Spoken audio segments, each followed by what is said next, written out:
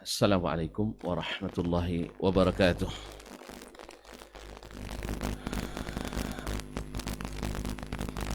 Alhamdulillahil wahidil qahhar, al-azizil ghaffar, mukawwiril laili 'alan nahar, tabsiratan li ulil qulubi wal absar, wa'izatan li ulil nuha wal i'tibar. أشهد أن لا إله إلا الله وحده لا شريك له الملك الجبار وأشهد أن محمدا عبده ورسوله السيد المختار صلى الله عليه وعلى آله الأبرار ومن تبعهم بإحسان ما تعاقب الليل والنهار. أما بعد فأوصي نفسي وإياكم أيها المسلمون وأيتها المسلمات بتقوى الله عز وجل رب الأرض والسماوات فإنه قد فاز المتقون. يا أيها الذين آمنوا اتقوا الله حق تقاته ولا تموتن إلا وأنتم مسلمون. Bapak dan ibu-ibu, saudara-saudara dan saudari-saudari, alim ulama, cerdik pandai, tokoh masyarakat, tokoh adat, baik yang hadir di Masjid Nurul Huda Peranap ini ataupun yang menyaksikan melalui media dimanapun berada. Alhamdulillah pada subuh ini kita diberikan Allah nikmat bisa berada di rumahnya ini. Mudah-mudahan kita menjadi tamu yang berkesan sehingga tak satu pun kecuali nanti mendapatkan bingkisan.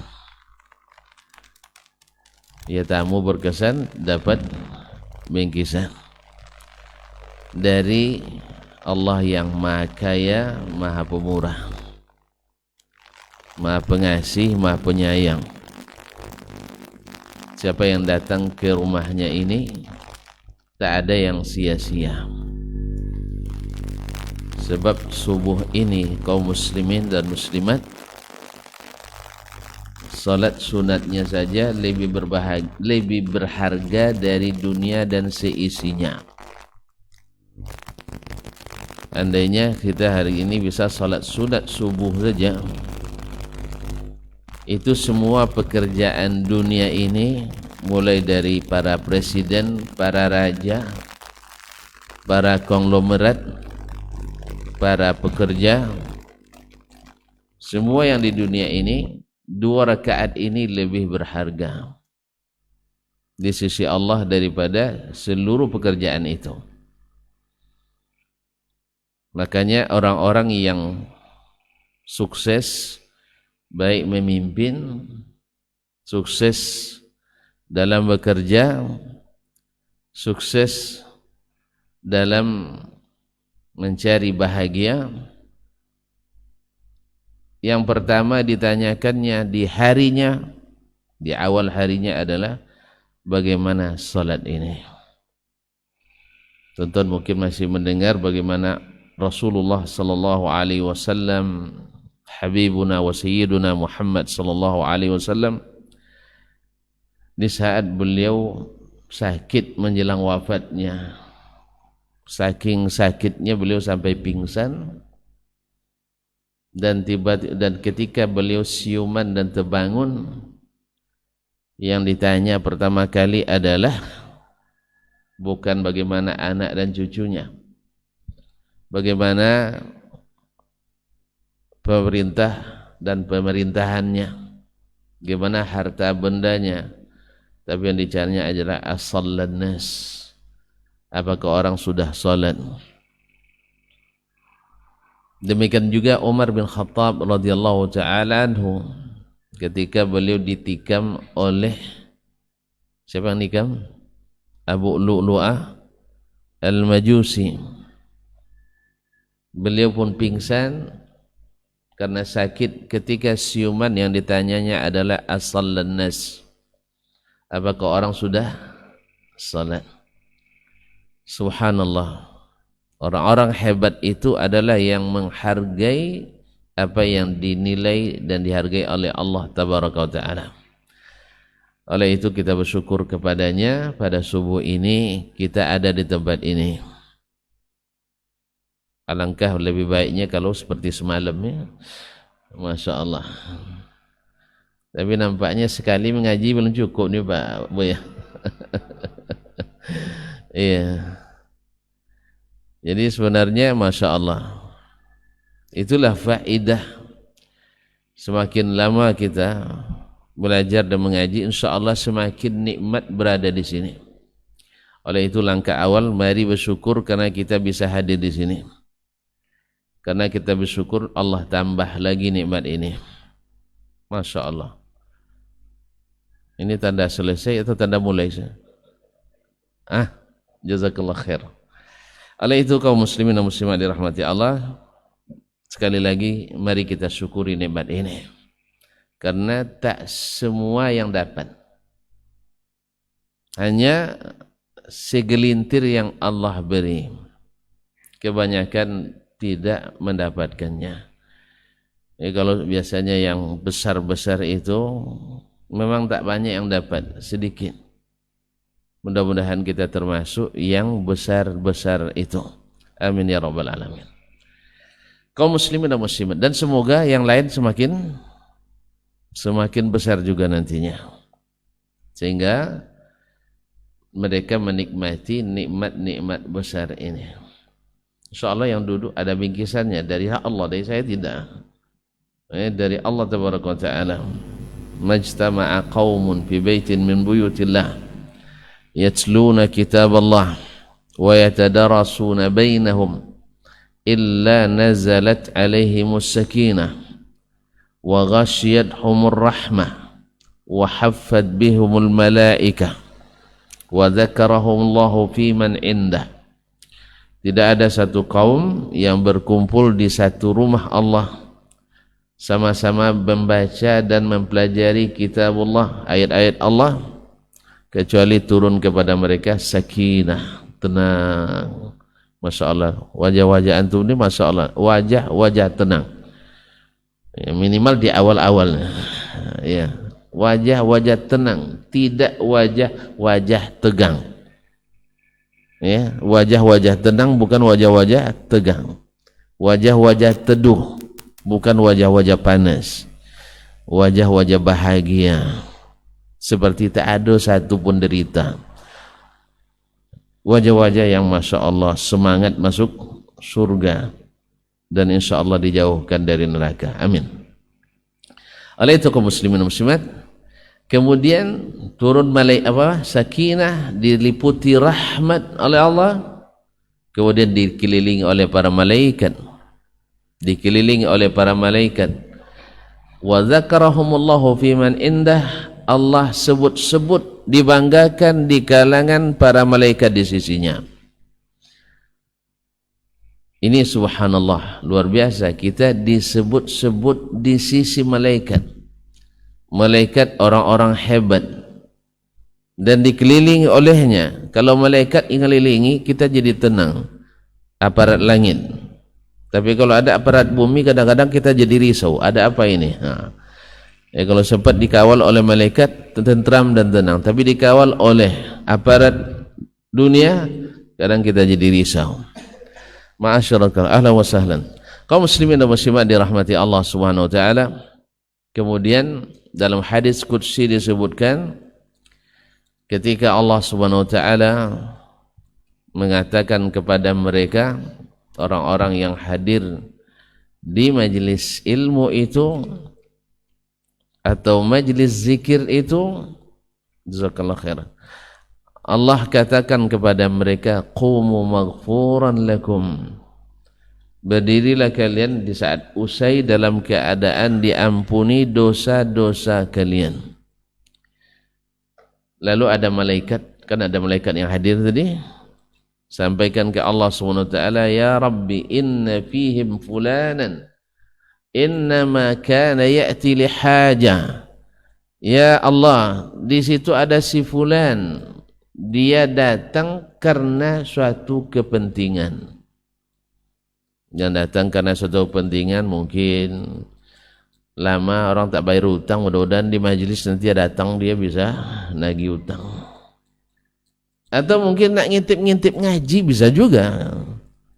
Ya, ada di zaman Nabi dulu banyak yang ngintip-ngintip dulu, zaman Nabi SAW. Sampai-sampai masuk kaji ke dalam hatinya. Alhamdulillah.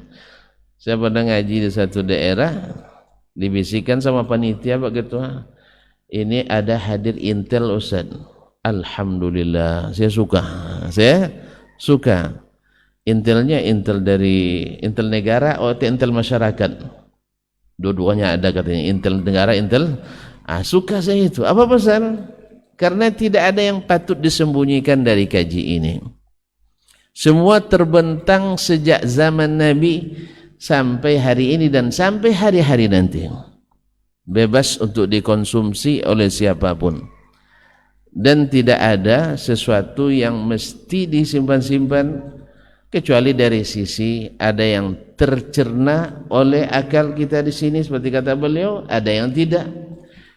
Tetapi pada semuanya Nabi SAW kapanpun, dimanapun, dalam momen apapun Nabi siap ditanya, bahkan dipertanyakan oleh masyarakatnya.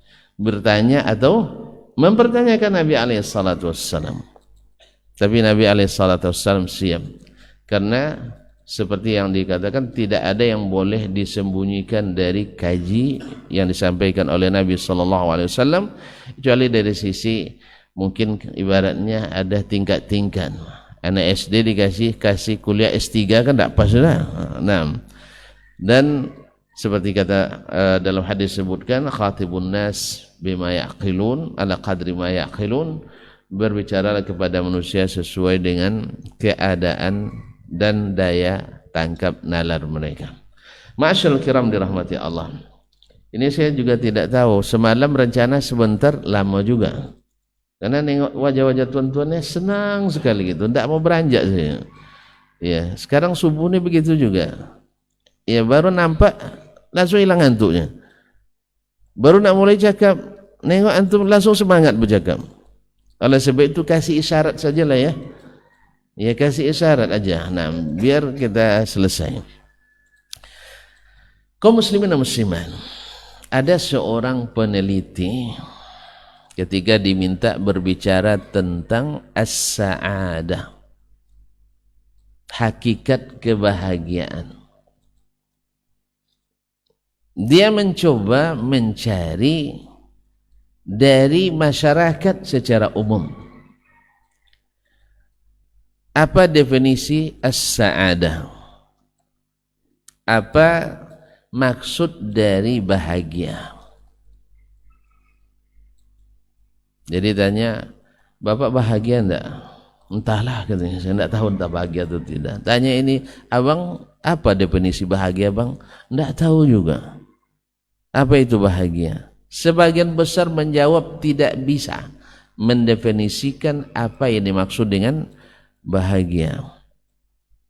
Atau kita tanya di sini, mana tahu tuan-tuan punya definisi. Apa definisi bahagia? Minta 1 hari waktu untuk mendefinisikan. Bisa mendefinisikan bahagia Pak? Enggak, berarti belum pernah bahagia. Baik, Ustaz, apa yang maksud dengan bahagia?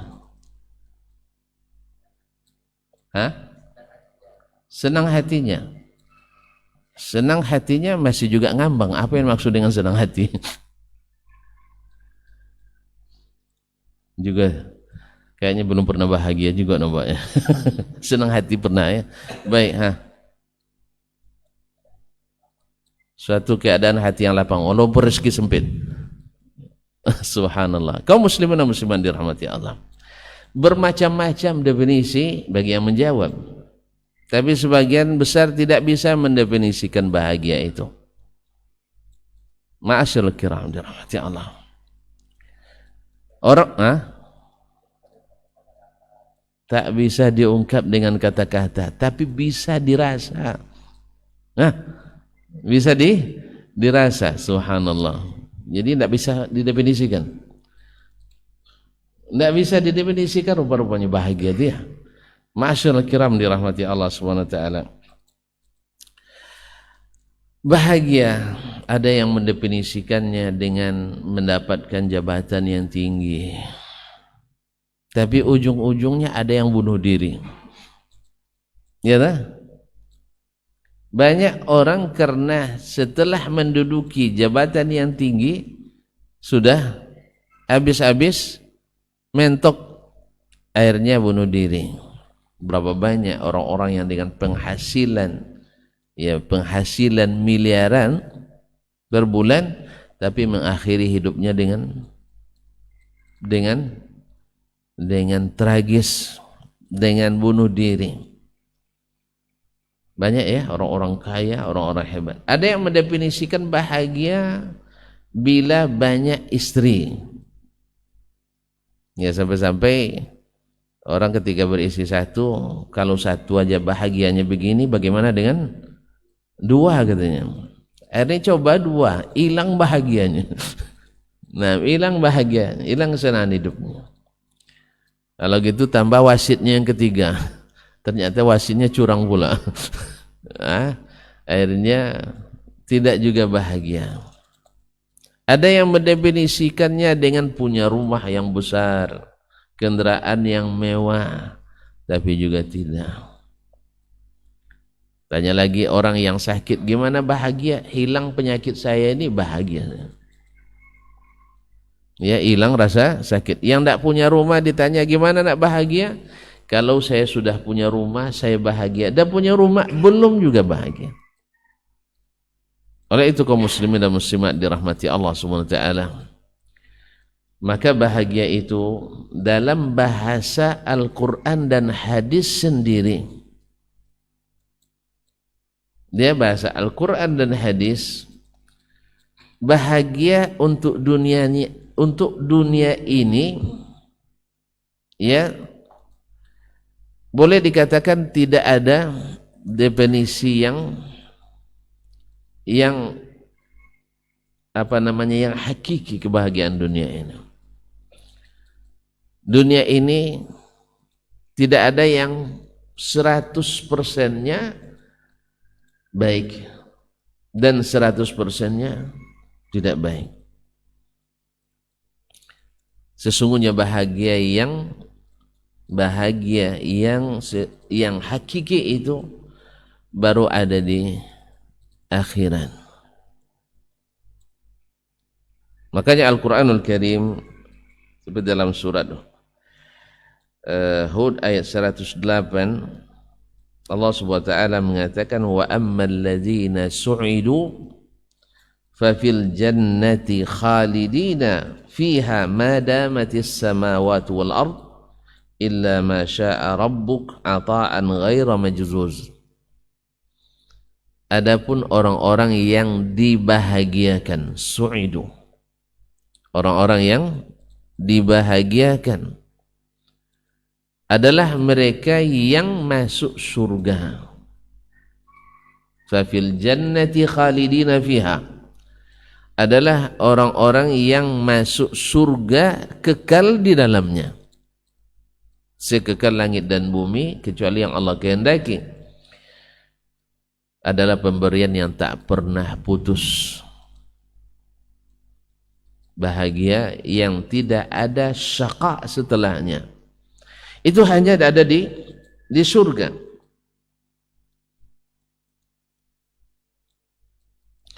Dalam surat Hud juga ayat 105 Allah katakan, yauma ya'ti la takallamu nafsun illa biiznih faminhum syaqiyyun aw sa'id. Pada hari ketika datang hari itu, tidak satu jiwa pun berbicara kecuali dengan izin Allah Subhanahu wa taala, kecuali dengan izin Allah tabaraka wa taala. Faminhum syaqiyyun wa sa'id.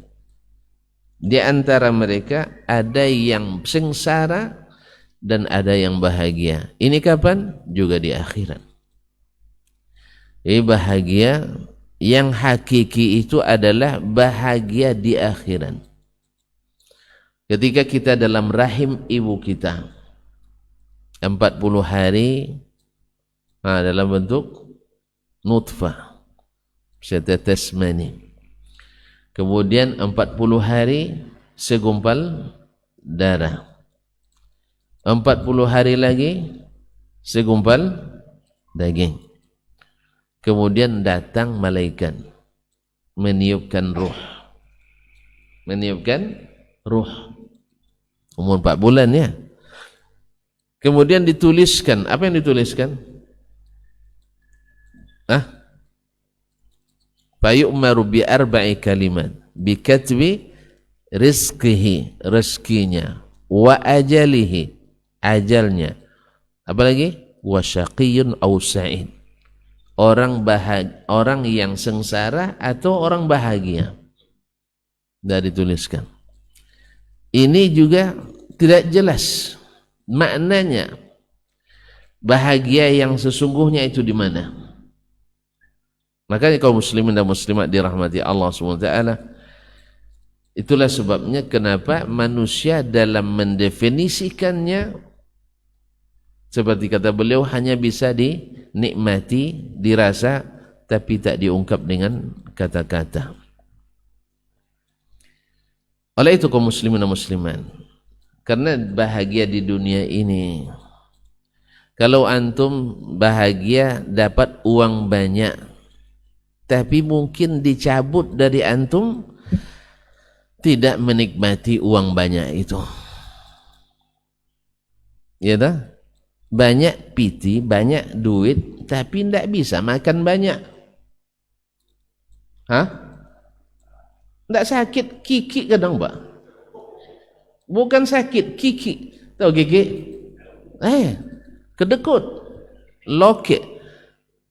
Dia tidak bisa menikmati. Duit banyak tapi tidak menikmati. Jelas? Bagaimana membuat orang menikmati? Dia sendiri tidak menikmati. Apalagi kalau sudah sakit, kata beliau tadi. Ya, makan sudah disukat, beras sudah ditimbang, itu pun harus dikasih pewarna, beras merah dan sebagainya. Berarti tidak juga sempurna bahagianya dengan duit.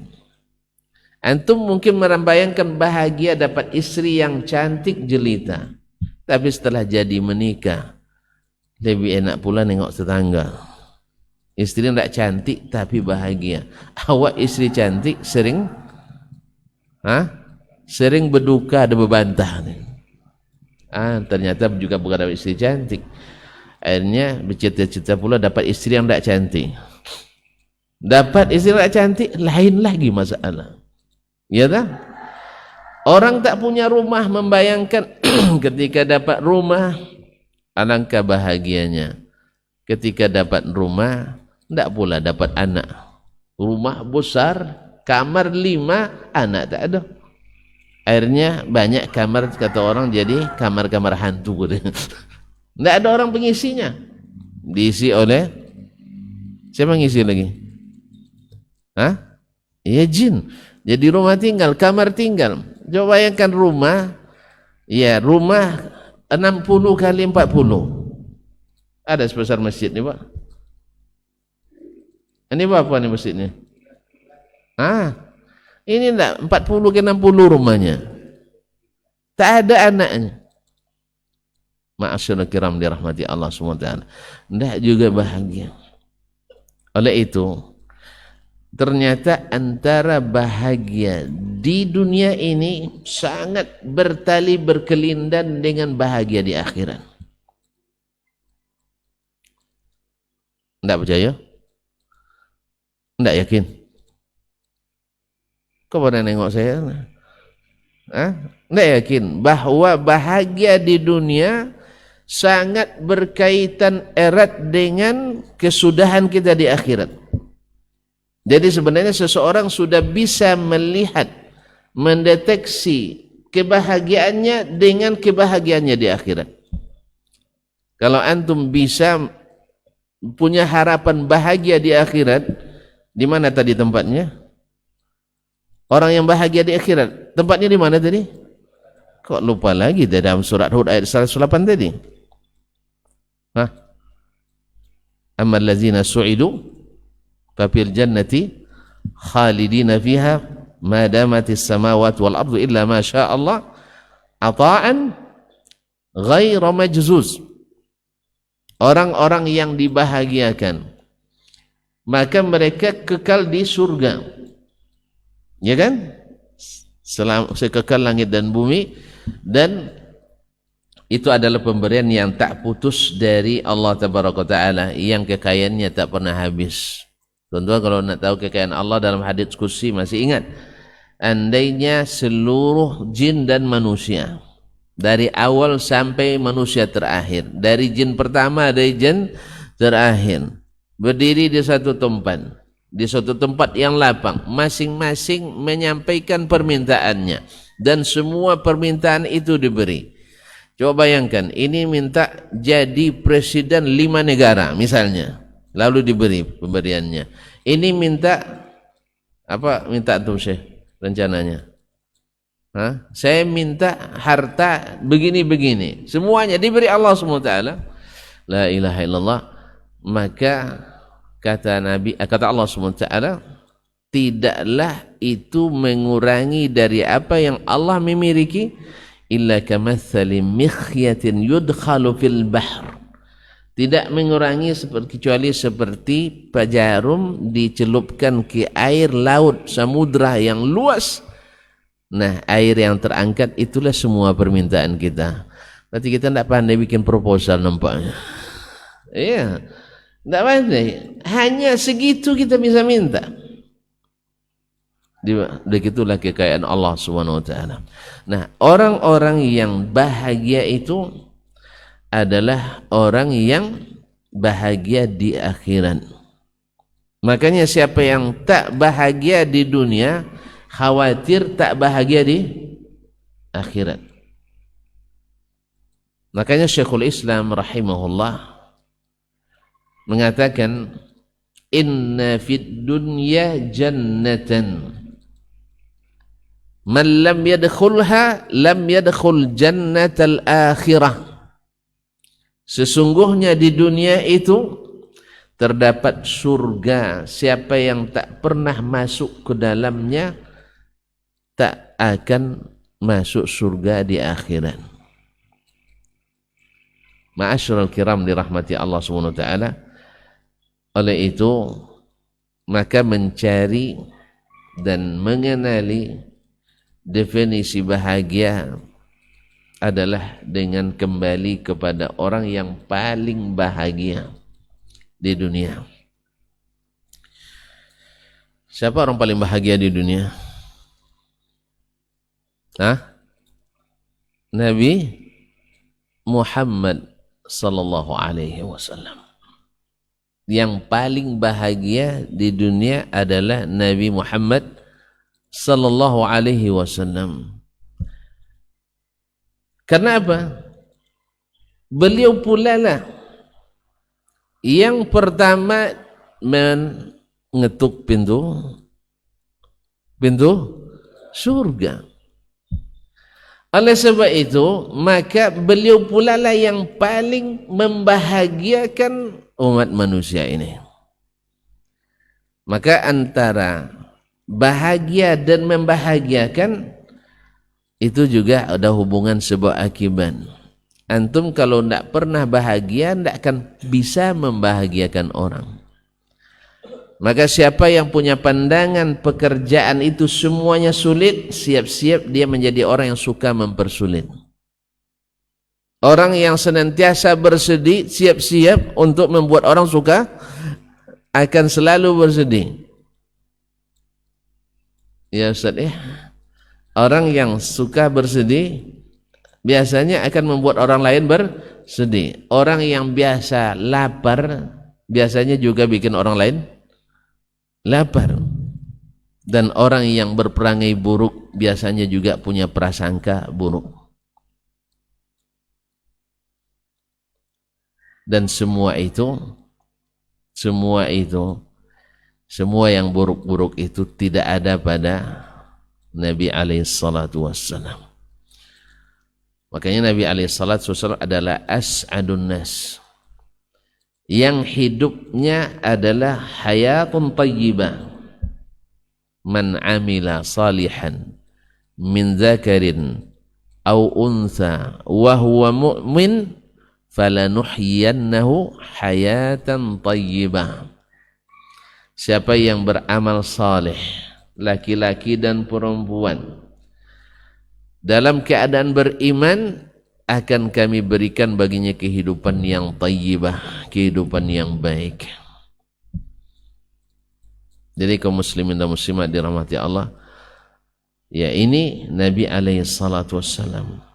Bahkan kaum muslimin dan muslimat di umatnya sendiri yang mengikut Nabi alaihi salatu wassalam akan merasakan itu, akan merasakan kebahagiaan itu. Seperti kata beliau, bisa dirasa tapi tidak bisa diraba. Nah, bisa dirasa tapi tidak bisa diraba. Ma'asyiral kiram dirahmati Allah SWT, karena Nabi kita paling bahagia hidupnya, maka beliaulah yang paling membahagiakan umat manusia. Jadi siapapun yang ingin bahagia nampaknya harus siapa yang ingin bahagia berarti harus dekat-dekat dengan orang yang bahagia. Ya, harus dekat dengan orang bahagia. Ada seorang ulama menikah dengan seorang gadis. Kalau dengan cerita menikah ini terang pikiran tuntun. Iya. Apalagi kalau cerita yang kedua pula. Ini laki-laki terang pikirannya, Pak. Ini bagus ustaznya, besok diundang lagi. Allah musta'an. Jadi menikah, di malam pertama dia melihat aib pada istrinya di fisiknya. Subhanallah. Jadi ternyata kaum muslimin dan muslimat dirahmati Allah, dia tidak mau aibnya ini, dia tidak mau istrinya mengetahui bahwa dirinya mengetahui aib ini. Maka sejak itu dia berpura-pura buta, padahal dia melihat, agar istrinya tidak merasa dia mengetahui aibnya itu. Masya Allah. Awak ini tidak nampak aib dicari-cari pada istri. Gimana nak bahagia? Bagaimana nak bahagia? Ma'asyiral kiram dirahmati Allah. Orang-orang yang senantiasa dekat-dekat dengan orang manusia paling bahagia, baginda Rasulullah sallallahu alaihi wasallam, melihatnya saja sudah bahagia, apalagi dekat dengannya. Ada seorang anak muda dari Inggris baru masuk Islam, lalu dia bertanya-tanya ke orang di sekitarnya di London itu, siapa yang hari ini yang mesti saya temui, yang bila melihatnya mengingatkan saya pada Nabi Muhammad sallallahu alaihi wasallam. Bila melihatnya saya teringat pada baginda Muhammad sallallahu alaihi wasallam. Ada seorang muslim dari Pakistan waktu itu mengisyaratkan ke dia, coba antum pergi ke Arab Saudi, bertemu dengan sang mufti umum Arab Saudi waktu itu, Syekh Abdul Aziz ibn Abdullah ibn Baz alaihi rahmatullah. Coba berjumpa dengannya, barangkali dia akan memberi kamu saran supaya istiqamah dan thabat dalam Islam ini. Ya, karena orang Inggris ini memang Ya orang barat dia biasanya kalau dia ingin sesuatu dia cari sampai dapat. Kalau kita inginnya yang kuat, dapatnya nanti saja. Kan kembali ke yang tadi itu ya. Makan nak nomor 1, naik Honda loju-loju, kerja nanci dulu. Tunggu dulu. Mereka enggak. Berangkat langsung ke Arab Saudi. Dan dicarinya ya karena dia pertama orang Inggris, yang kedua juga orang baru masuk Islam. Istilahnya proses bertemunya dengan syekh mudah, apalagi memang syekh sangat mudah ditemui di jalan, di masjid, dimanapun. Ya saya bertemu dengan syekh justru di di Mina hari musim haji, kesempatan bersalaman dan mencium jidat beliau, kan di sana menghormati ulama, mencium keningnya Pak. Dia pegang kepalanya, dicium keningnya. Kalau kita jangan coba-coba pegang kepala ulama. Ya, beda ini budaya nih Pak. Budaya kita mungkin bagian kita cium tangan ya. Kalau di sana ada cium kepala. Nah, jangan coba-coba cium kepala ustadz di sini. Apalagi sambil pegang pula. Bisa melayang kaum muslimin. Jadi Syekh rahimahullah ditemui oleh pemuda yang baru masuk Islam ini. Subhanallah, dia dalam beberapa hari di Riyadh dan hadir di majelis Syekh karena Syekh memang punya kesempatan. Syekh punya punya kebiasaan di setiap jadwal makan, khususnya makan siang, rumahnya terbuka lapang. Siapapun yang lapar masuk saja tanpa diperiksa. Siapa aja yang lapar masuk saja ke rumahnya, sudah terbuka. Insya Allah orang udah paham tuh pasti makan siang, tidak pernah dibatasi tamunya berapa. Bisa, cobalah dulu. Setiap hari ada tamu makan di rumah kita. Ini kalau bukan orang yang merasa bahagia, tak mungkin melakukan hal yang seperti ini. Jadi beliau rahimahullah ta'ala ketika dilihat oleh muslim yang masih baru ini, apa yang dia katakan setelah bertemu? Lau kana Ibnu Baz mithla hadha, andainya Abdul Aziz bin Baz, orang yang hidup di zaman ini rahimahullah, seperti ini akhlaknya, bagaimana dengan Sayyiduna Muhammad sallallahu alaihi wasallam. Subhanallah, kaum muslimin dan muslimat. Syekh bin Baz rahimahullah, orang yang sedang sedih seperti apapun bahagia bertemu dengannya. Orang menghadapi kesulitan seperti apapun ada solusi olehnya. Banyak kisah yang saya hafalkan dari guru-guru kami langsung yang melihat langsung dengan Syekh bin Baz rahimahullah ta'ala. Perlu berapa kisah? 2 cukup lah ya, atau 3 lah dengan yang tadi. Ya, cukup ya. Tentu suka kisah. Alhamdulillah, saya paham kok. Saya pun sama. Kalau udah mulai cerita tuh senang. Kadang ghibah pun senang juga. Nah, iya Pak. Ada si pun, Pak, kenal dengan Pak itu? Oh kenal, ada apa? Itu udah mulai dengan Allah musta'an. Semoga ini tidak ghibah. Jadi rahimahullah, di beliau itu pernah menjadi pimpinan Universitas Islam Madinah, rektor bahasa kampung saya ya, jadi rektornya. Jadi mahasiswa di sana yang beristri atau sudah menikah, banyak yang membawa istrinya ke Madinah, baik legal maupun ilegal. Kan ini terus terang, ada yang legal, ada yang ilegal. Tapi saya legal ya, saya resmi. Yang nuduh dari ilegal saya resmi, dengan izin langsung dari kampus. Cuma tiket tidak dikasih, itu aja. Izin dikasih, tiket enggak itu. Ya untung saya dapat istri anak orang kaya, tapi tiket saya yang bayar. Serius. Iya. Dikasih sama mertua Pak, tapi saya tidak mau, tidak usah. Sebab jagalah sedikit. Dikasih duit saya tidak mau. Biarlah saya berhutang untuk bayar tiket istri saya. Mau berhutang, mau bayarkan?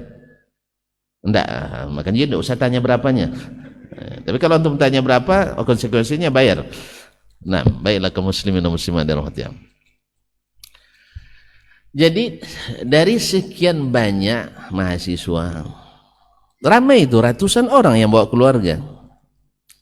Akhirnya dibawa karena tentu saja ada dampak sosialnya, Pak. Khususnya yang ilegal ini. Dampak sosialnya secara hukum tentu kampus disorot.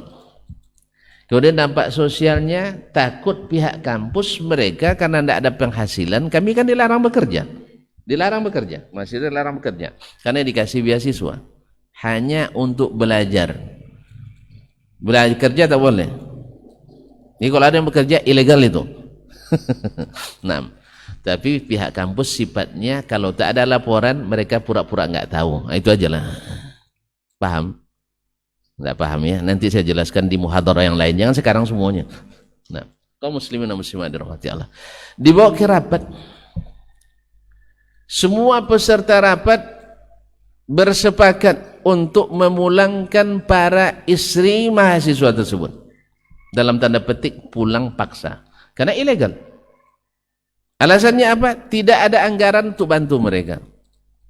Tidak ada anggaran untuk membantu mahasiswa yang berkeluarga ini. Untuk istrinya dan keluarganya. Kalau beristri kan banyak lagi, Pak. Tiap tahun tambah bengkak ininya. Subhanallah. Lalu Syekh berpikir, subhanallah, hatinya tidak nyaman dengan memulangkan. Antum tahu sendirilah berpisah sama istri 5 hari. Gimana rasanya? Udah istri belum sih? Sudah. Udah bahagia? Alhamdulillah. Berpisah sama istri 3 hari, tidak usah 5 hari. Gimana rasanya? Senang? Senang? Masya Allah. Taib, 5 bulan? Masih senang?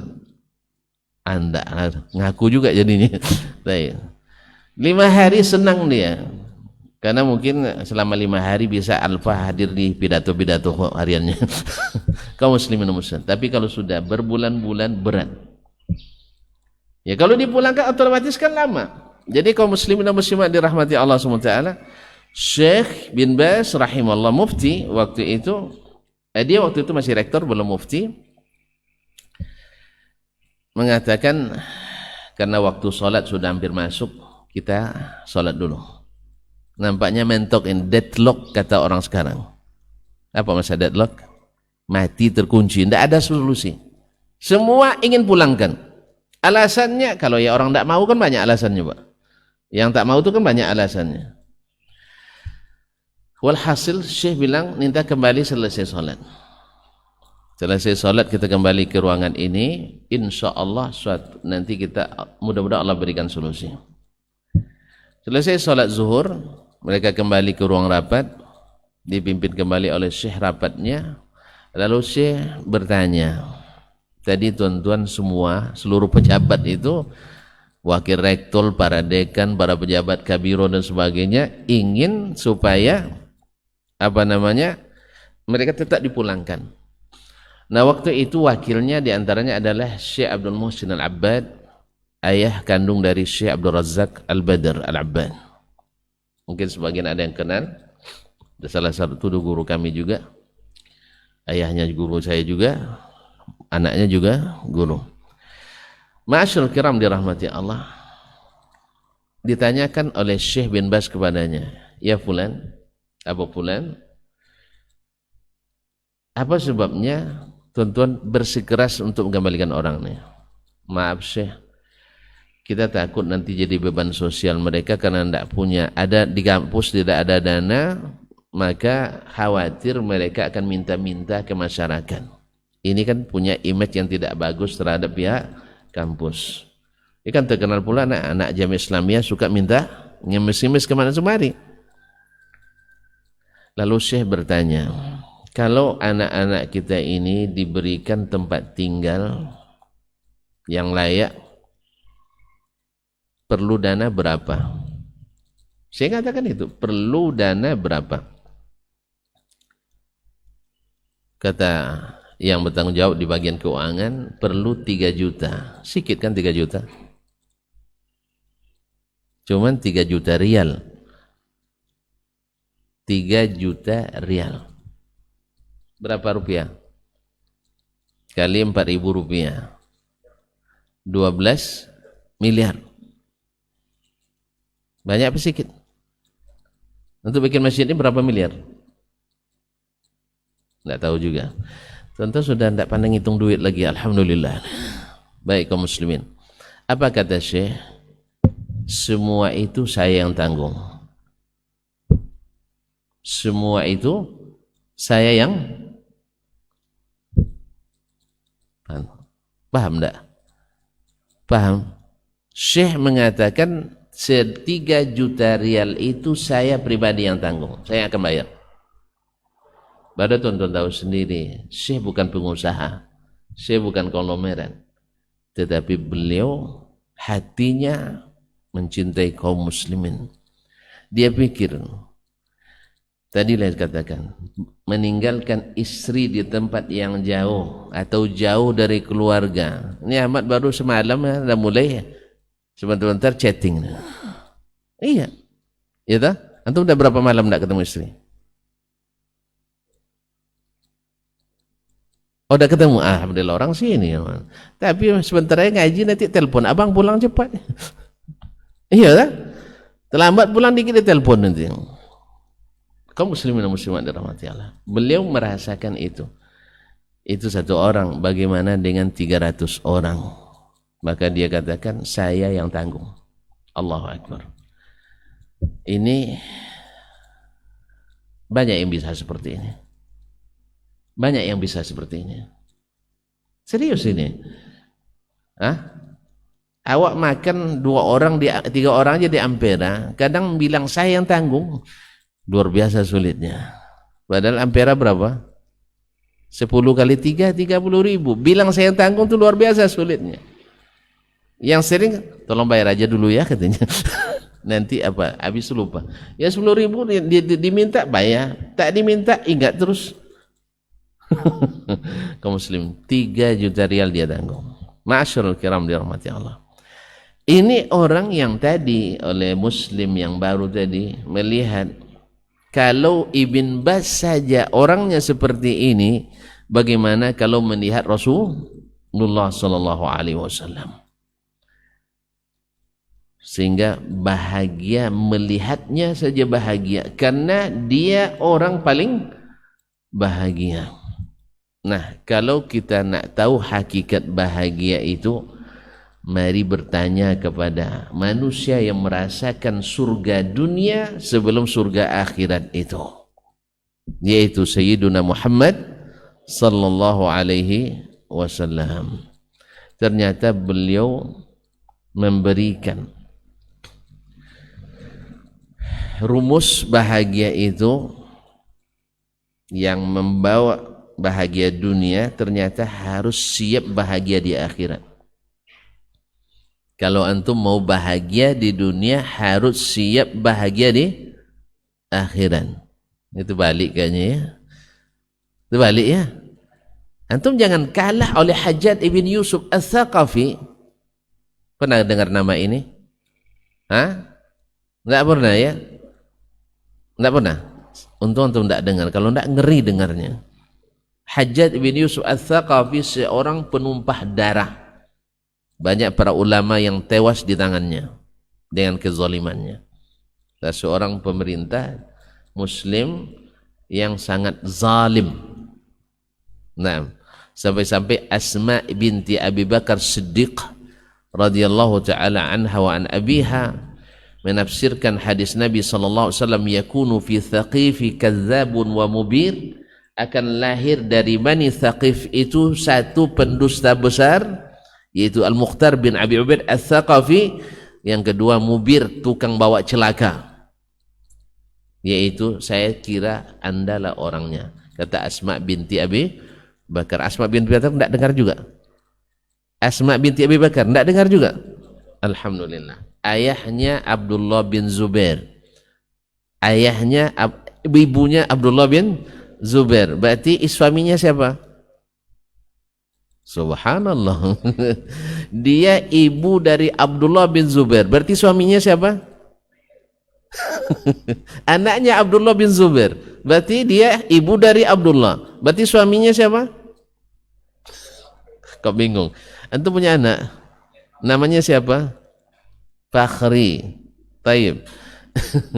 Kalau anak antum Fakhri bin, nama anaknya seperti ini? Fakhri nama antum? Pengki. Jadi Fakhri bin Pengki. Taib. Kalau ibunya, taruhlah nama ibunya siapa misalnya? Aminah misalnya. Jadi ini Aminah adalah anak ibu dari siapa nama tadi? Fakhri. Berarti suami Fakhri bin Pengki. Berarti suami Aminah siapa? Alhamdulillah, dah mulai sadar. Jadi suami dari Asma adalah Zubair ibnul Awwam, salah satu dari 10 orang paling bahagia yang dijamin masuk surga. Makanya kaum muslimin dan muslimat dirahmati Allah SWT, Nabi SAW memberikan rumus bahagia. Subhanallah, apa kata beliau? Zaqa ta'mal iman man radiya billahi rabba wa bil islami dina wa bi Muhammadin sallallahu alaihi wasallam nabiyya, akan merasakan manisnya iman. Dan iman ini tadi untuk masuk ke mana? Ke surga. Tidak masuk surga kecuali nafsun mu'minah. Tidak masuk surga kecuali jiwa yang beriman. Dan surga itu adalah taman bahagia. Siapa yang tak masuk surga, ya tidak masuk surga, tidak akan merasakan surga itu di dunia. Di dunia itu ada surga yang tidak masuk ke dalamnya, tidak masuk surga akhirat. Jelas? Kata Nabi SAW, akan merasakan manisnya iman siapa yang ridha Allah sebagai Rabbnya, yang ridha Islam sebagai agamanya, dan ridha Muhammad sallallahu alaihi wasallam sebagai nabinya sallallahu alaihi wasallam. Dalam hadis lain dikatakan Nabi SAW, thalathun man kunna fihi wajada bihinna halawatal iman. Ada 3 perkara yang bila ada pada seseorang, dia merasakan manisnya iman. Apa itu?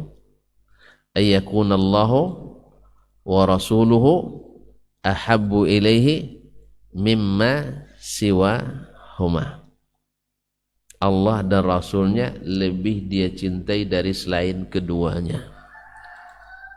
Yang kedua, wa ayyakraha ayyauda fil kufri kama yakrahu ayyukzafa finnar. Yang ketiga,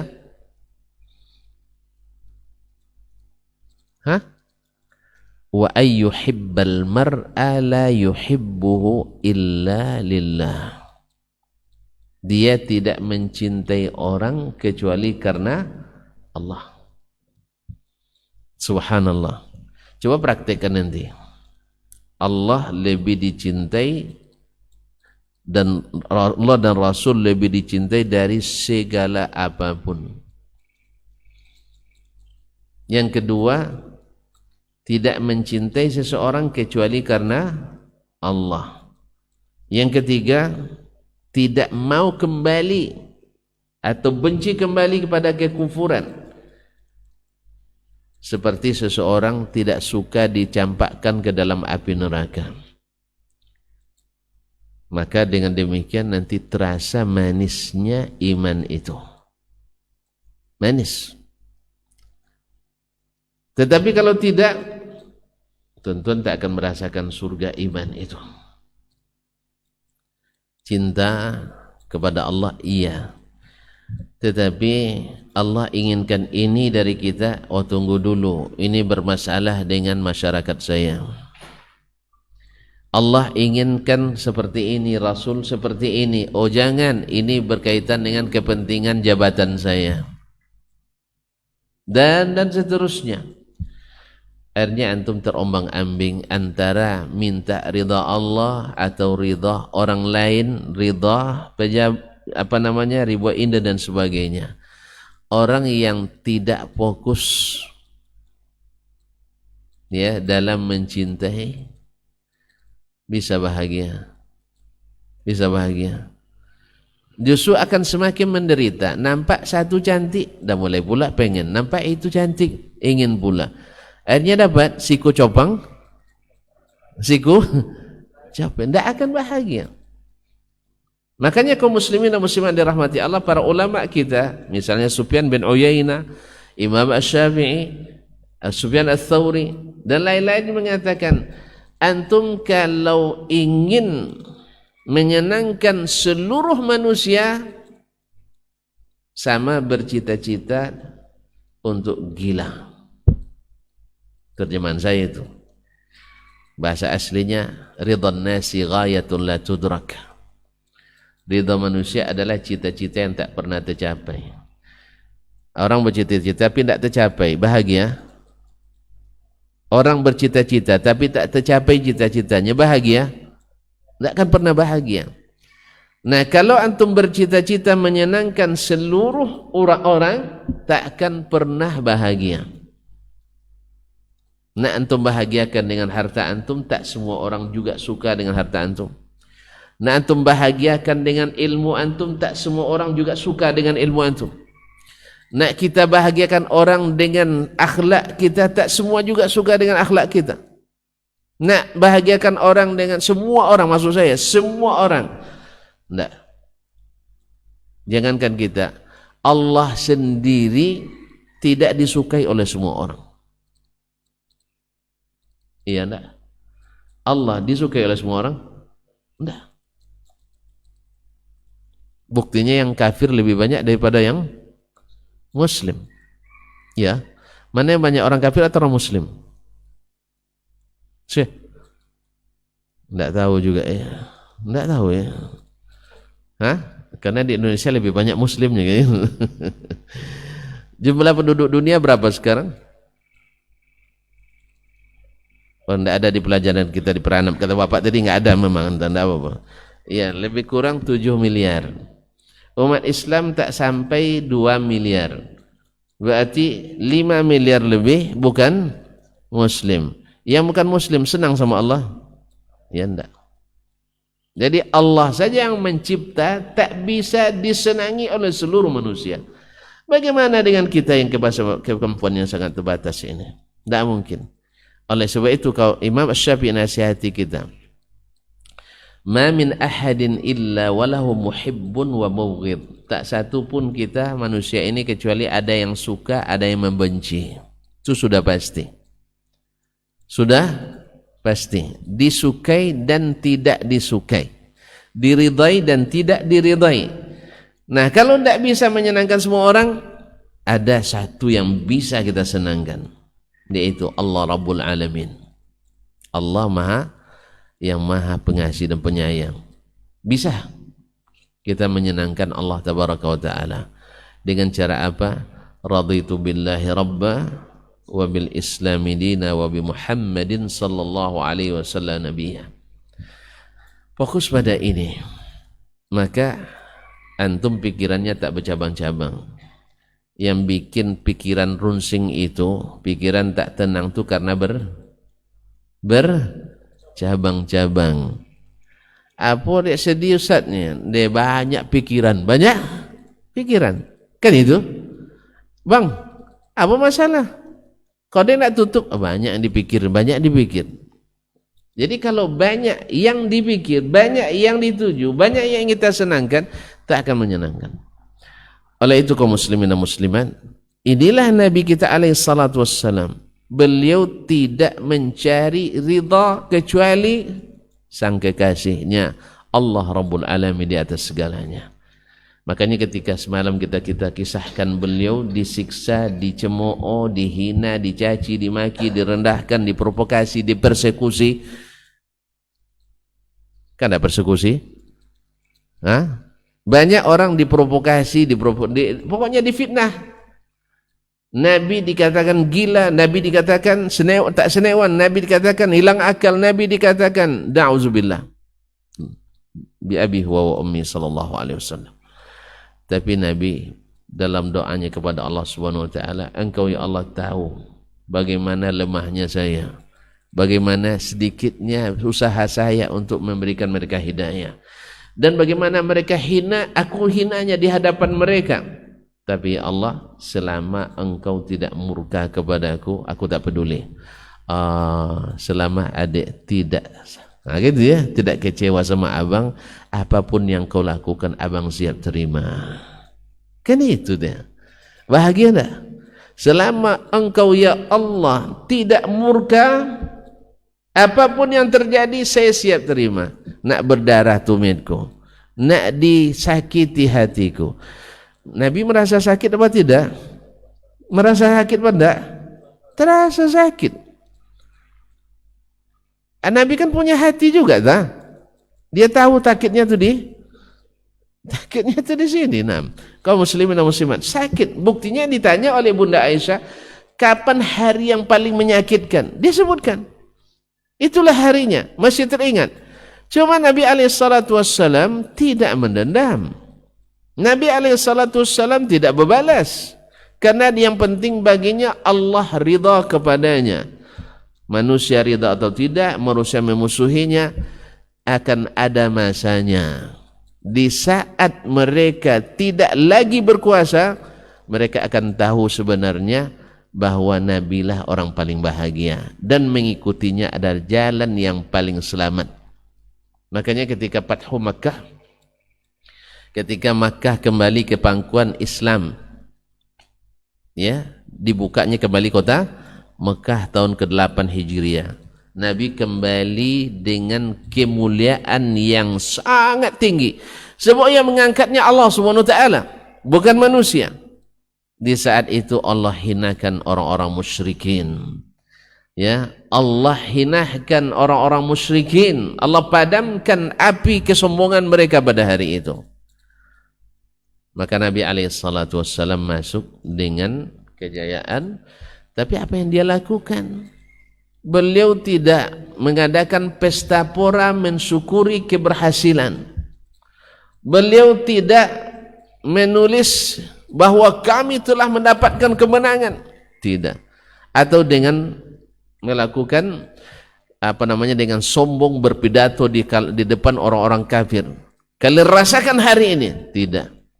Bahkan Nabi masuk ke Mekah dengan menundukkan diri sampai-sampai kening beliau atau soban beliau menyentuh leher ontanya. Tawadhu, merendahkan diri kepada Allah, karena beliau tahu kemenangan ini bukan karena kehebatannya. Dia tahu bahwa kemenangan ini semata-mata ridha ilahi, dan ini yang terpenting baginya. Makanya ketika dikumpulkan orang-orang Quraisy, nah di saat itu mereka baru sadar bahwa yang dulu Muhammad sallallahu alaihi wasallam, yang dulu mereka kenali dengan Al-Amin, sebenarnya tidak ada berubah selama 23 tahun ini atau 20 tahun ini, 13 tahun di Mekah, 8 tahun di Madinah. Muhammad yang mereka kenali sejak masa kecilnya, remajanya, masa bujangnya sampai umur 40 tahun sebelum diangkat jadi Rasul, ada berubah Nabi Muhammad? Ada Nabi berubah? Ada berubah akhlak Nabi SAW? Tidak ada berubah. Yang ada adalah dulu mereka, Nabi SAW orang saleh yang disenangi. Sekarang dia ingin mengajak orang lain saleh, memperbaiki. Itu saja yang berubah. Dulu Nabi belum berdakwah, sekarang sudah berdakwah.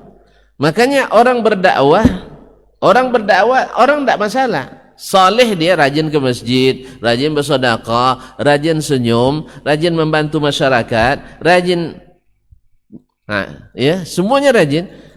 Senyum, suka maafkan, tak pernah ada masalah dengan masyarakat. Senang tak semua orang? Senang tak? Senang.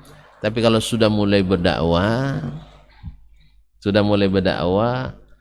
mereka sudah mulai ini ingin merubah ini masalah. Nah, ternyata perubahan yang dibawa Nabi yang ditentang pada awalnya dianggap akan mengancam budaya mereka. Oh, ternyata bukan, justru mengembangkan budaya yang ada, yang awalnya tidak berkualitas menjadi kualitas teratas, yang awalnya tidak bermutu menjadi mutu tertinggi, yang awalnya tak menghasilkan pahala bahkan dosa menjadikan budaya yang menghasilkan pahala yang melimpah. Yang awalnya hati ini saling membenci, saling curiga, saling buruk sangka menjadi hati-hati yang bersih, yang senantiasa berbaik sangka kepada sesama. Yang awalnya saling bermusuhan karena berebut kepentingan, hari ini tidak. Mereka sampai pada derajat mendahulukan saudara daripada diri sendiri. Jadi sampai di zaman itu mereka ada yang ustadz sifatnya diminta fatwa, oi jangan tanya ke saya, tanya ki Ustadz Fulan, dia lebih berilmu dari saya. Hari ini Ustadz, saya nak nanya Ustadz, sebenarnya sudah tanya sama Ustadz Dasman, kenapa ke Dasman? Itu bahaya itu. Bisa kan? Bisa? Hari ini sesama Ustadz saling mendahului ada? Ada apa enggak? Enggak ada, alhamdulillah ya. Enggak ada. Syukurlah itu. Tapi di zaman itu tidak. Mereka setelah dididik oleh Nabi SAW, jangankan untuk memberi fatwa, diberikan jabatan mereka saling menolak. Diberikan istri pun mereka menolak. Bahkan diberikan kapling sawit, sawit tidak ada ya, kurma, dia juga menolak. Hari ini belum lagi dikasih dah. Anda minta-minta gitu. Tidak dikasih nanti dipitnah dan sebagainya. Nah, kaum muslimin dan muslimat, inilah dakwah yang dulu dibawa oleh Nabi SAW yang pada awalnya dicurigai, diintai, dipitnah, diprovokasi, dipersekusi oleh orang-orang Quraisy dengan ketakutan yang tidak beralasan nanti merubah kebiasaan yang ada. Akhirnya justru mengembangkan. Mekah dulu tidak diperhatikan oleh dunia internasional menjadi negeri yang dituju dan hati terpaut kepadanya dimanapun kita berada. Nah, sekarang sejak pandemi ini berapa rindunya kita untuk datang ke sana. Ya kan? Ada yang tidak rindu ke Mekah? Berarti tidak masuk, tidak mustajab doa Ibrahim padanya ini. Nabi Ibrahim kan mengatakan faj'al af'idatan minan nasi tahwi ilaihim, jadikan hati seluruh manusia itu rindu kepada orang-orang di Makkah. Ma'asyiral kiram dirahmati Allah.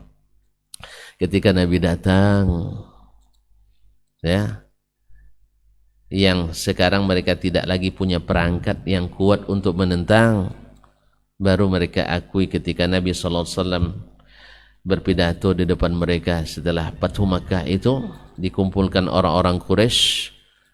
Nabi memuji Allah, menyanjung namanya, lalu dikatakan, Nabi bertanya, ayya ma'syara Quraisy, ma tadhunnuna anni fa'ilun bikum, wahai orang Quraisy, apa yang menurut kalian yang akan saya lakukan kepada kalian? Jawaban Nabi jawaban mereka adalah kembali kepada yang kemarin, yaitu ternyata terbukti ibnu akhin karim, saudara yang pemurah dan mulia, anak saudara yang pemurah dan mulia. Nah, balik, Nabi tak ada berubah sedikit pun, cintanya tak berubah. Tadilah datang malaikat gunung nak menimpakan azab, jangan, ya kan?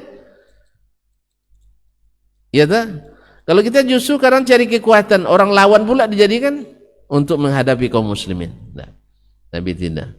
Jangan, saya masih berharap mudah-mudahan Allah keluarkan dari tulang-tulang sulbi mereka anak-anak yang hanya beribadah kepada Allah.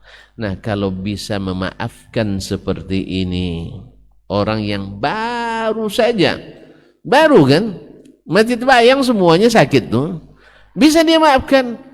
Ini orang paling bahagia. Dengan bahagia itu dia bisa menularkan bahagia kepada yang lain. Akhirnya apa kata Nabi sallallahu alaihi wasallam? Izhabu fa antumut tulaqa. Pergilah kalian bebas. Tidak ada tuntutan, tidak ada tuntutan. Subhanallah. Bebas tanpa syarat. Nabi tidak ini, kalian yang dulu keluarkan saya, kalian yang dulu siksa sahabat-sahabat saya, kalian yang dulu menghadapi, memprovokasi dakwah saya, kalian yang seling menghentikan kajian saya. Tidak ada. Karena begitulah orang bahagia selalu membuat orang lain sekalipun musuhnya berbahagia. Makanya Islam, subhanallah, sesuai kaji kita semalam, kalau diterapkan dengan benar oleh ahli Islam, jangankan umat Islam, non-muslim pun berbahagia bersama kita. Cuman kita hari ini belum berbahagia dengan Islam yang diajarkan Nabi itu alaihi salatu wassalam. Sehingga kita jangankan membahagiakan orang, untuk kita sendiri tidak bahagia. Masih berat. Makanya Imam An-Nawawi rahimahullah ketika menafsirkan thalathun man kunna fihi, 3 perkara yang bila ada pada diri seseorang dia merasakan manisnya iman, dalam syarah Sahih Muslim Imam An-Nawawi mengatakan apa yang dimaksud dengan halawatul iman itu istilzazut ta'at, yaitu merasakan lezatnya ketaatan. Subuh itu kaum muslimin, bagi yang belum merasakan lezatnya iman, enaknya tarik selimut, ya Pak ya, enaknya tarik selimut. Allahu Akbar, Allahu Akbar. Dah azan pula atuk tu katanya. Atuk yang azan.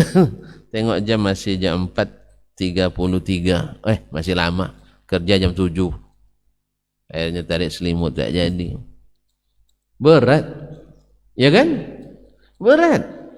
Tetapi subhanallah, orang yang merasakan manisnya subuh itu, maka dia rasakan lezatnya taat itu lebih daripada lezatnya tidur. Maka dia langsung campakkan selimut, lipat ya, bukan campakkan ya, lipat selimutnya, dia segera berwudu menuju rumah Allah SWT. Orang yang merasakan lezatnya kajian, ya kaum muslimin, saya tahu ada orang datang dari kajian dengan perjalanan sekian jam, 5 jam, 6 jam. Kan yang dengar itu juga kan sama tuh. Ana pernah di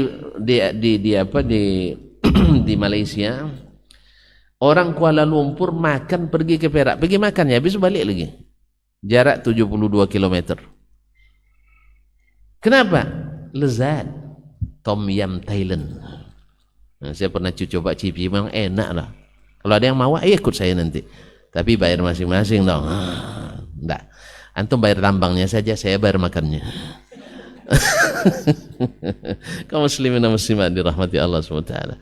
Karena lezatnya dia datang. Walaupun tom yam. Antum di Bangkinang ada, di Peranap ada tom yam. Ada kan? Tapi saya tidak minta, jangan tahadir. Ini kadang-kadang sebagian jemaah salah paham kan.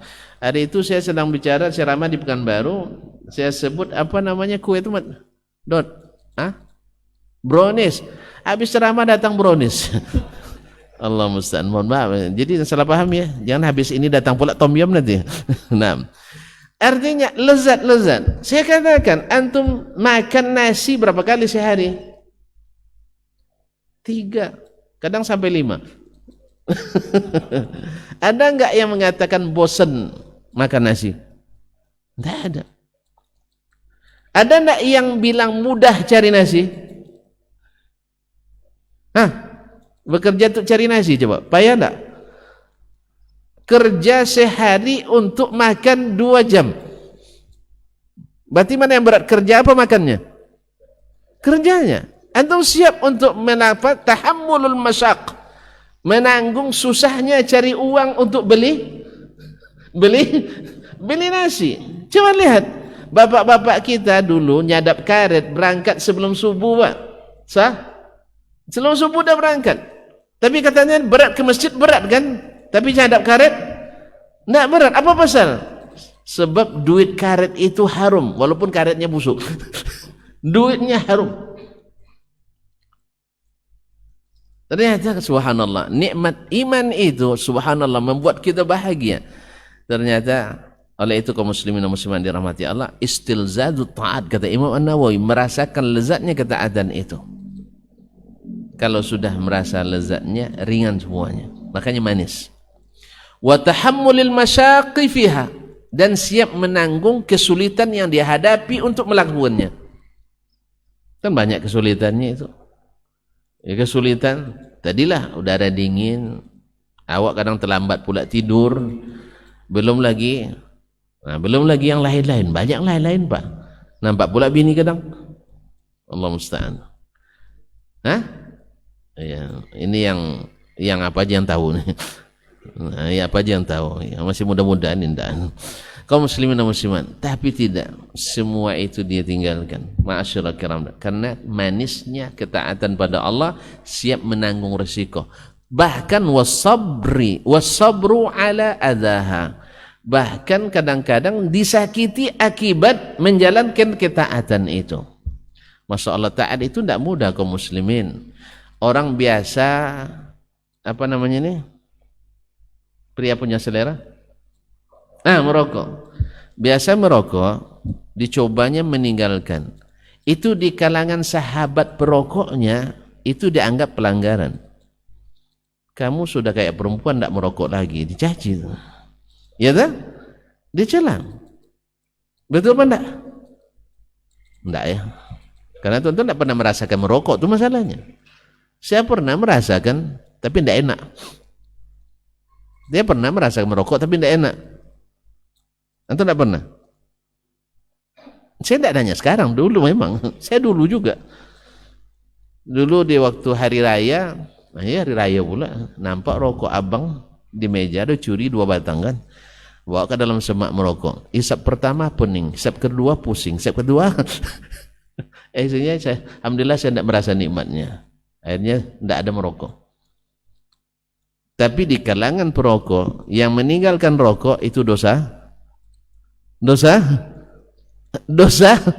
besar. Ya, dianggap. Padahal semua tahu rokok membunuhmu, ya kan? Tidak tahu dia, tapi dianggap pelanggaran itu. Siap-siap aja disindir-sindir. Inilah kayak perempuan ini tidak ada merokok laginya. Hemat. Bukan hemat bang, kedekut. Dan sebagainya, bakhil dan sebagainya. Itu rokok. Dan rajin kita ke masjid, apalagi di zaman kami dulu. Ya, kami dulu, sekarang masya Allah banyak anak muda ke masjid. Ya, semakin semakin semangat di ke masjid kan. Masya Allah. Dulu enggak dituduh ada alim mah katanya. Dibilang alim tuh malu gitu. Nah, sebab memang jarang anak muda yang ke masjid. Tapi untunglah Pak, saya waktu itu walaupun dibilang begitu, tetap saja ke masjid. Akhirnya diuntungkan. Terlihat pernah sekali oleh calon istri saya.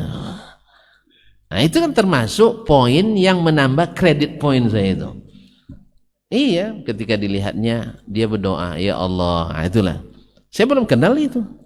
Saya belum kenal dia belum kenal saya. Tapi terlihat olehnya waktu sholat asar mampir di masjid di pasar, dia parkir motor, rupanya dia lewat.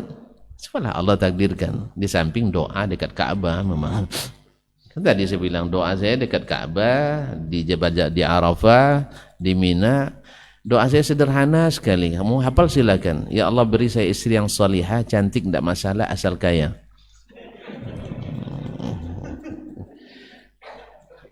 Iya, itu doanya. Saya ulang-ulang terus. Kan tidak mustahil tuh kan? Awak buruknya, miskin pula.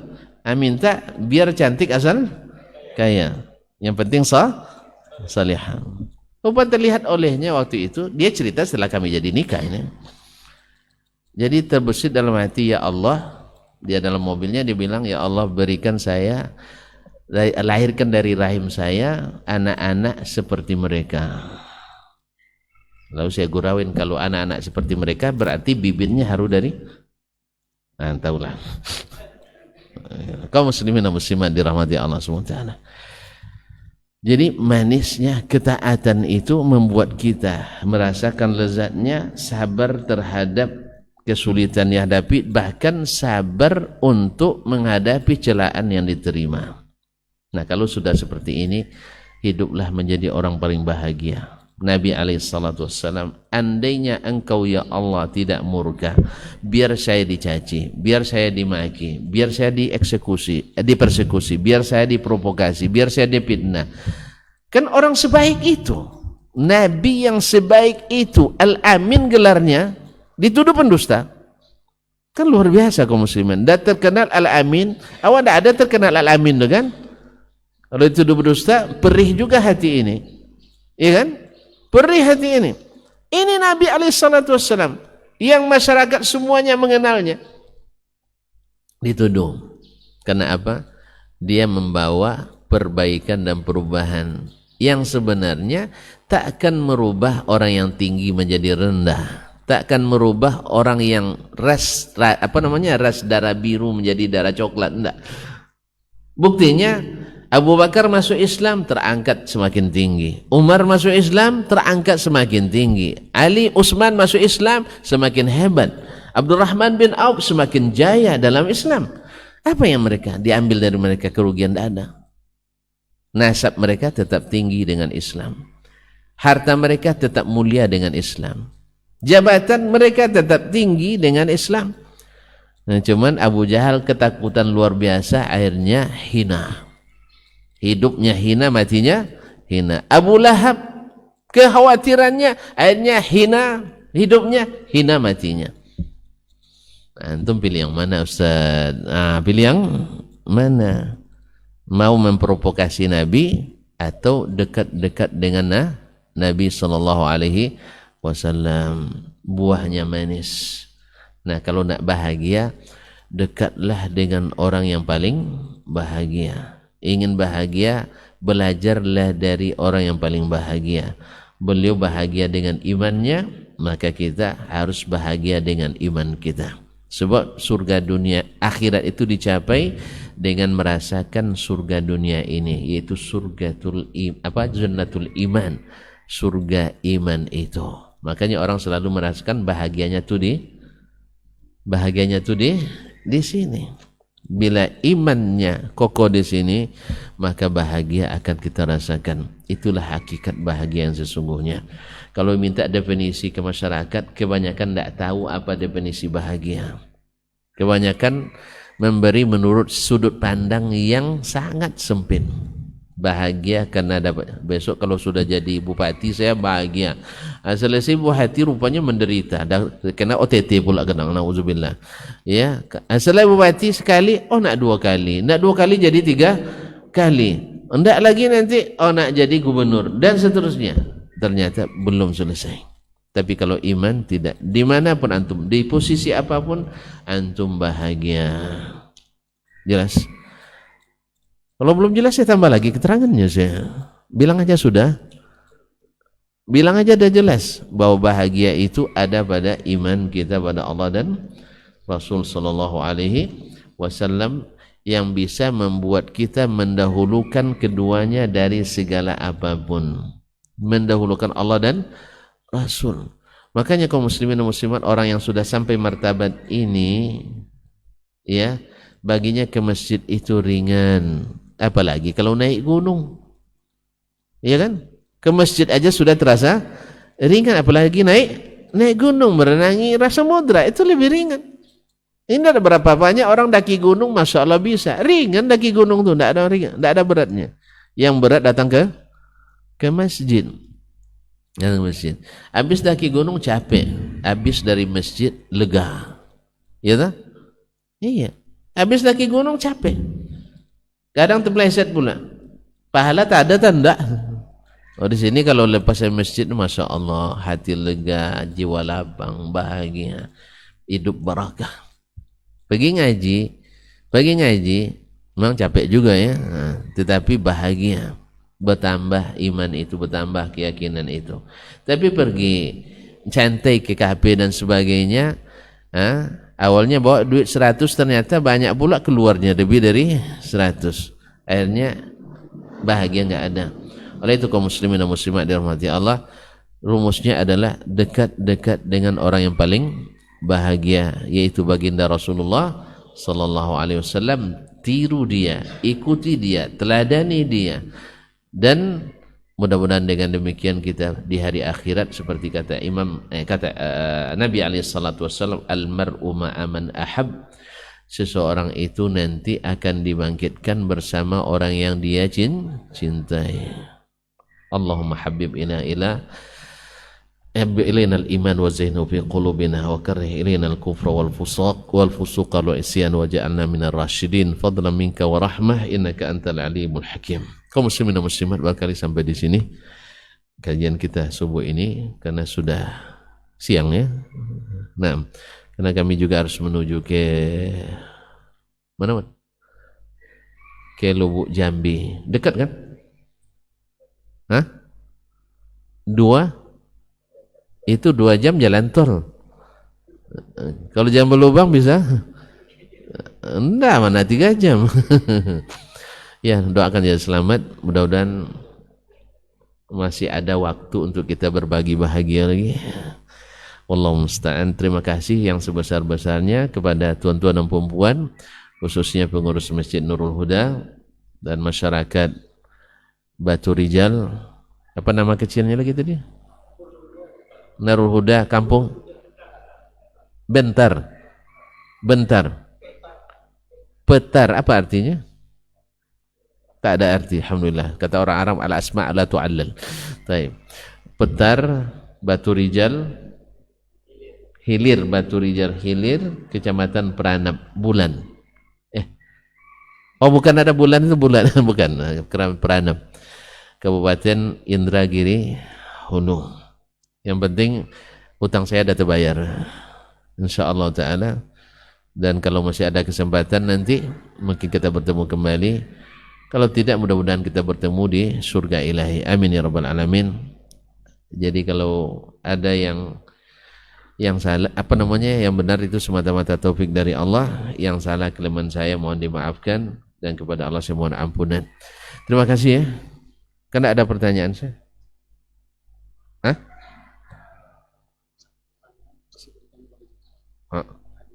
Wih, Masya Allah. Ada satu pertanyaan, tapi hadiahnya besar, tapi makanya pertanyaan harus besar juga. Ya, yang bisa menjawab angkat kaki apa angkat tangan? Angkat tangan. Tadi disebutkan oleh Nabi sallallahu alaihi wasallam orang yang merasakan manisnya iman. Ada yang bisa menyebutkan lafaz hadisnya?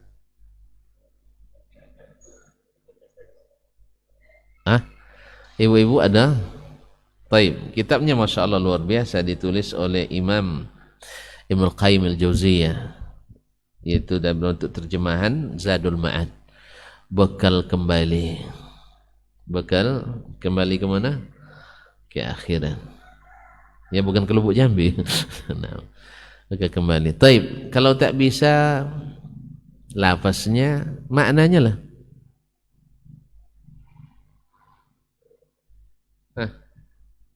Ada Pak?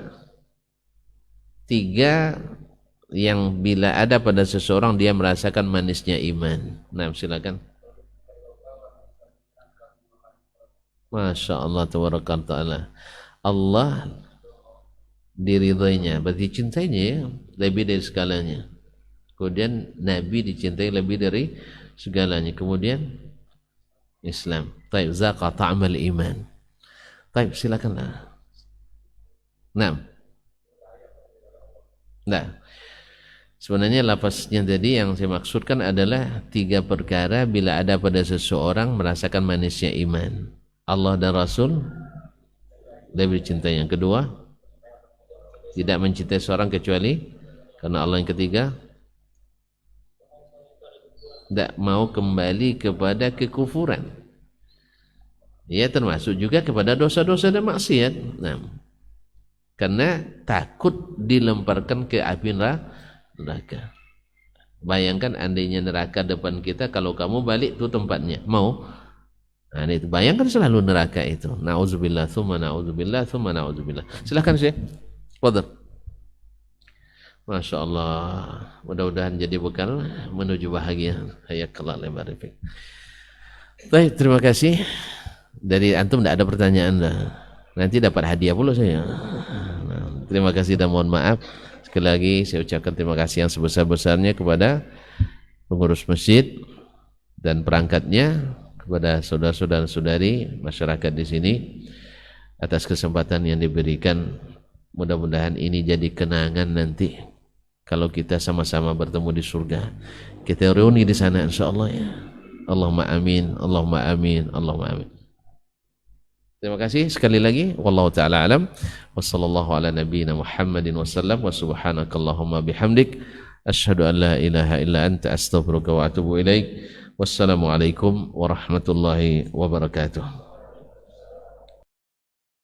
Ikuti dan hadirilah Safari Dakwah Indragiri Hulu dan Kuantan Singingi Ustaz Dr. Desman Yahya Ma'ali LCMA Hafizahullah Ta'ala. Ustaz Dr. Desman Yahya Ma'ali LCMA Hafizahullah Ta'ala.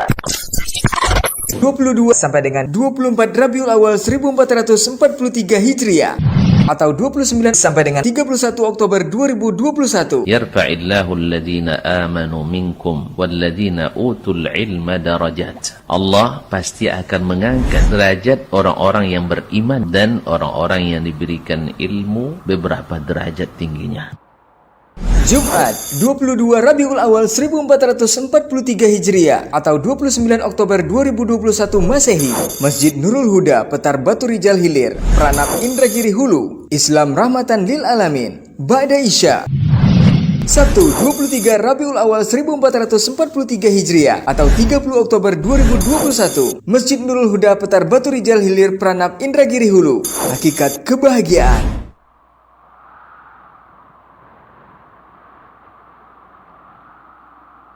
Dan Ba'da Maghrib, Masjid Ar-Rahmah Benai Kuantan Singingi, sebelum semuanya terlambat.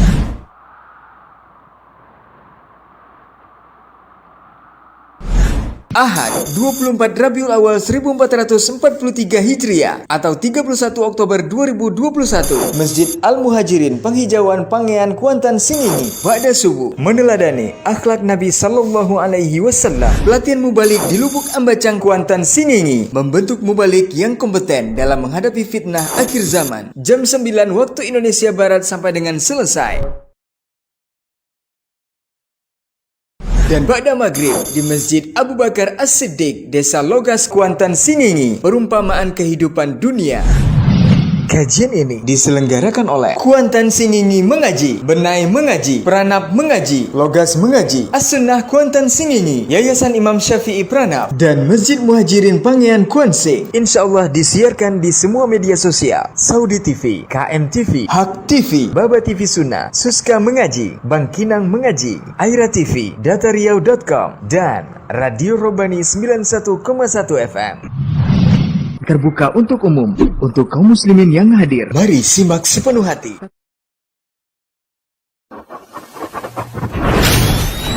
Robbani, merajut ilmu dan peradaban.